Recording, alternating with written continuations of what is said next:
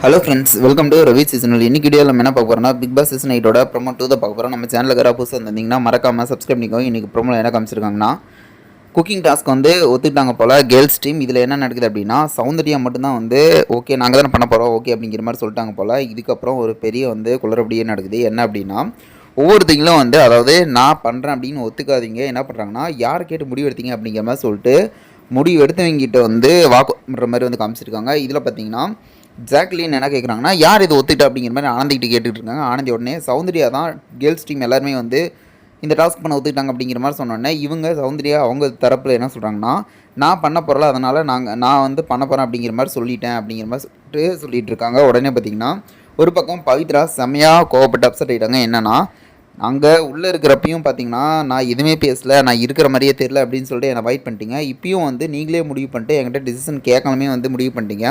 கேட்டால் டீமுக்காக, அதனால் நான் வந்து எந்த கருத்தையும் சொல்லக்கூடாதா அப்படிங்கிற மாதிரி சொல்லிட்டு இவங்க கோவப்பட்டு தனியாக உட்காந்துட்டு இருக்காங்க. வெயிட் பண்ணி பார்ப்போம் என்ன நடக்கும் அப்படின்ட்டு. இது போல் வீடியோனா மறக்காமல் சப்ஸ்கிரைப் பண்ணுங்கள். நம்ம முடிவு லைக் பண்ணி கமெண்ட் பண்ணி ஷேர் பண்ணுங்கள். பவித்ராவை சமாதானப்படுத்திட்டு இருக்காங்க, பார்ப்போம்.